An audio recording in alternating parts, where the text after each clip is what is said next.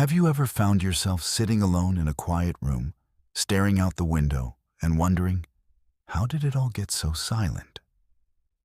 One day the house was full of noise, laughter, footsteps, and conversations. And then suddenly, the days start getting quieter. The phone rings less often. The visits become occasional. And you begin to feel like the world is moving on without you. It's a feeling no one talks about enough. The loneliness that can come after 60, 65, or 70, it's real, and it can feel heavy. But here's the truth that often gets missed. Being alone doesn't have to mean being lonely. Growing older doesn't mean fading away. In fact, this stage of life can be just as rich, full, and meaningful, if not more, if we take the right steps to nurture our happiness, health, and mental strength. So today, let's sit down together and talk, heart to heart. Not just about the challenges of being alone as we age, but about how to face them, gently but powerfully. There are things you can do, starting today, to bring more joy into your everyday life, to keep your body strong, and to sharpen your mind like never before. Let's begin with something that may seem simple but holds incredible power. Rebuilding your daily rhythm. You see, when you're no longer surrounded by the responsibilities of raising a family, going to work, or caring for others all the time, your days can lose their shape. You wake up whenever, eat whenever, and somehow by evening, you wonder where the day went. It all starts blending together, and that's when loneliness sneaks in. But your mind craves structure. It finds peace in small rituals. Waking up at the same time each morning, making your bed, watering your plants, taking a short morning walk before breakfast, preparing your tea just the way you like it. These little things become anchors, especially when you're on your own. They may not seem exciting, but they offer something crucial: stability. And stability creates calm, purpose, and quiet joy. Don't underestimate how powerful it is to give your day a gentle rhythm, something you can wake up and look forward to. Maybe it's a morning stretch, followed by sitting on your balcony for 10 minutes, letting the sunlight kiss your face. Maybe it's playing a favorite song while you make your lunch. The rhythm doesn't need to be rigid. It just needs to be yours, something that grounds you. And from that foundation, we move to something even more transformative: nurturing your passions again. Yes, yours. Not your children's, not your spouse's, not the things you used to do out of duty, but the ones that speak to you. When was the last time you did something purely because it lit up your heart? Maybe you once loved painting but haven't touched a brush in 30 years. Maybe you used to sing in the kitchen when no one was watching. Maybe there's a dusty guitar in your closet, or a half-written journal from years ago. Or maybe you've always wanted to learn something new, like how to make pottery, or how to use a smartphone better, or even start your own little YouTube channel or blog. This is the time. You've spent decades putting others first. Now it's your turn. Reclaiming an old passion or discovering a new one can do wonders for your mental health. It brings back excitement. It fills up the hours with color and curiosity. And most importantly, it reminds you that you're still growing, still capable, still alive in every way that matters. You're not done. Your story is still being written. And it doesn't matter if you're doing these things alone. In fact, doing them alone means you get to do them exactly the way you want.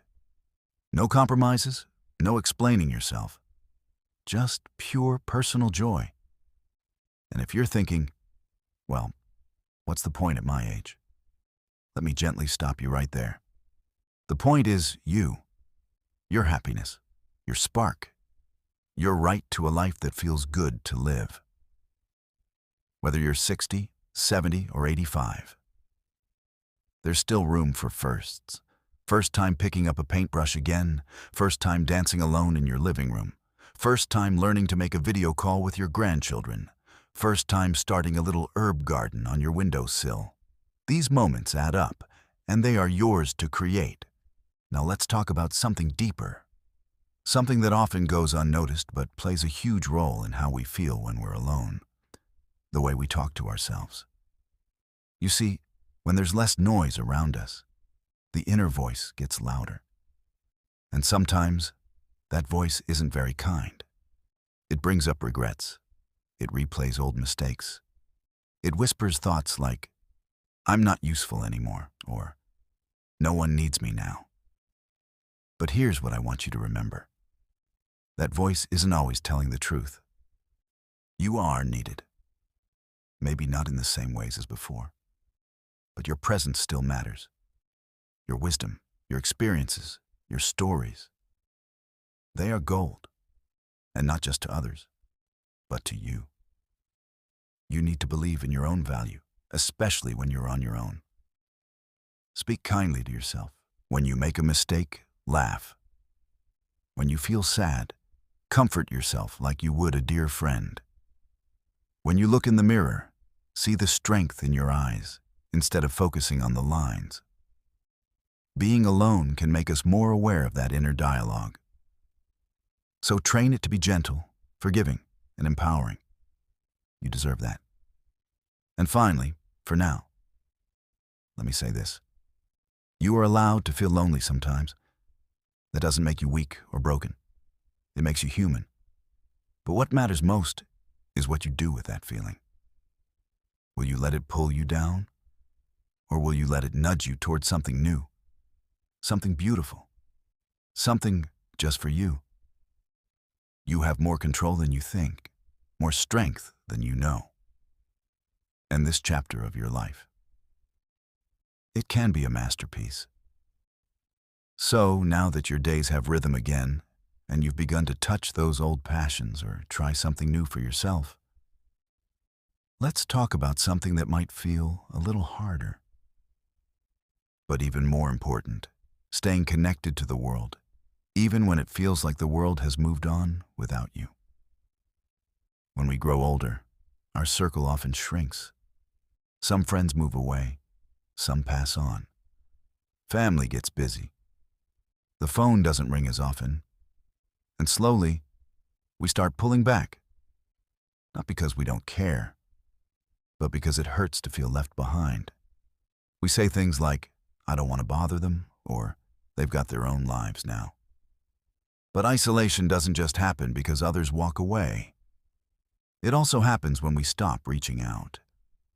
Let's gently challenge that today.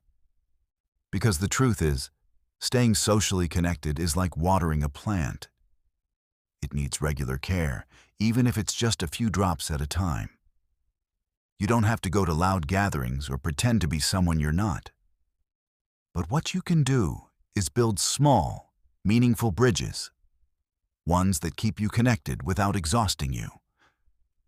Call that cousin you haven't spoken to in years, just to say hello. Write a letter to an old friend and surprise them.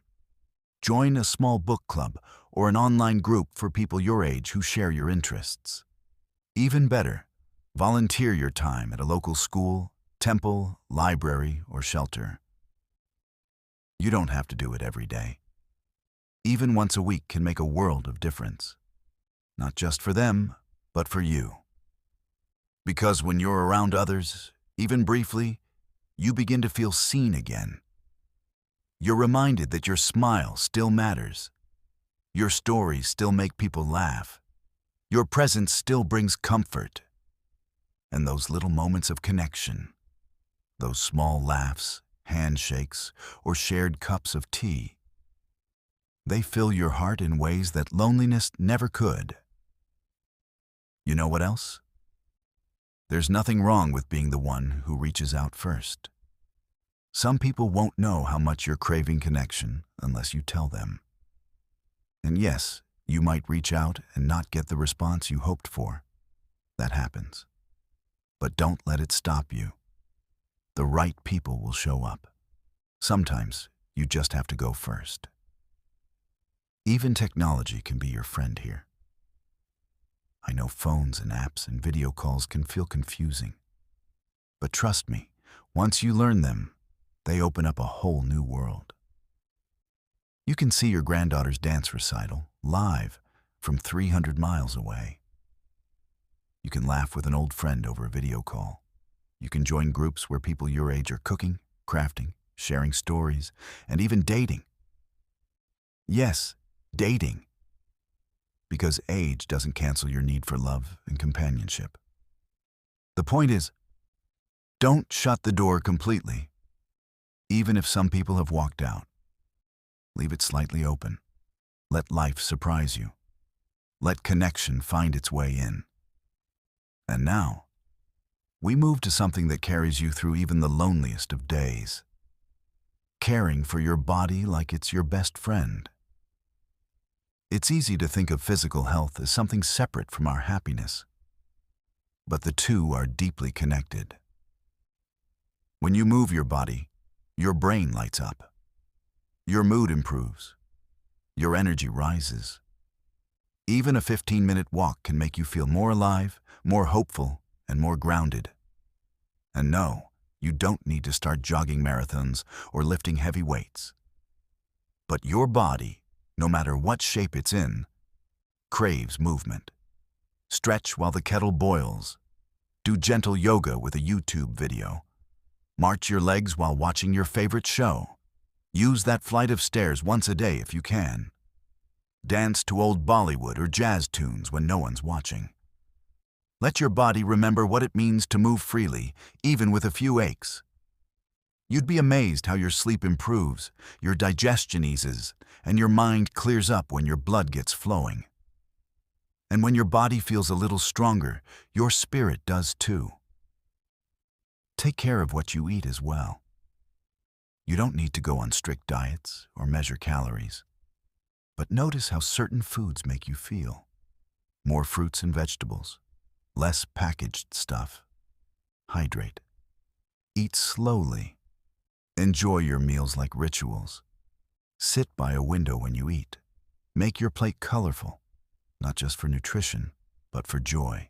These small choices are quiet acts of self-respect. Because you are still very much alive. And your body, even with its wrinkles and wear, deserves your love, not your frustration. It has carried you through everything, every heartbreak, every celebration, every chapter.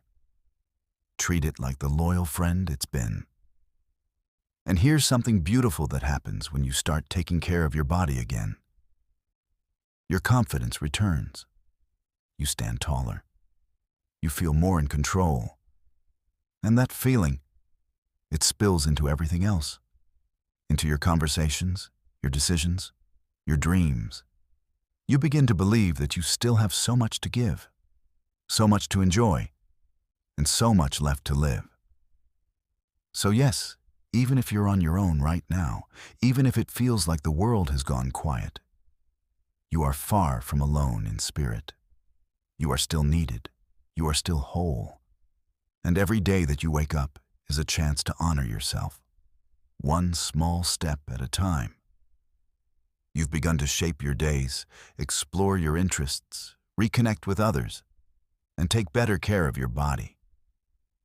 That's not small, that's powerful. But there's one more piece that ties it all together, something most people ignore but absolutely need: feeding your inner peace. Being alone gives you a rare chance: quiet. And in that quiet, you can reconnect with something deeper: yourself. Not the roles you played, mother, father, worker, spouse, but you. The person underneath all those layers. The one who still dreams, still questions, still feels deeply. Make space for stillness. It could be 5 minutes of slow breathing every morning. It could be sitting with a cup of tea and listening to the birds. It could be writing a few thoughts in a notebook before bed. What matters is not the method, but the presence. Being with yourself without distraction and learning to enjoy your own company.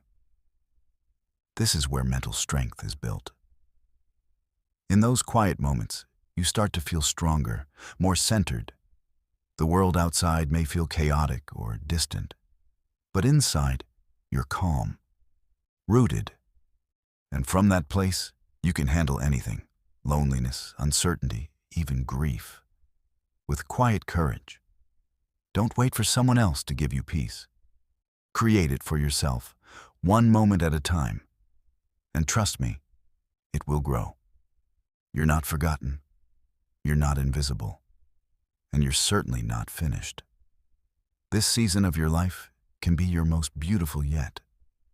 Not because everything is perfect, but because you're choosing to live it fully.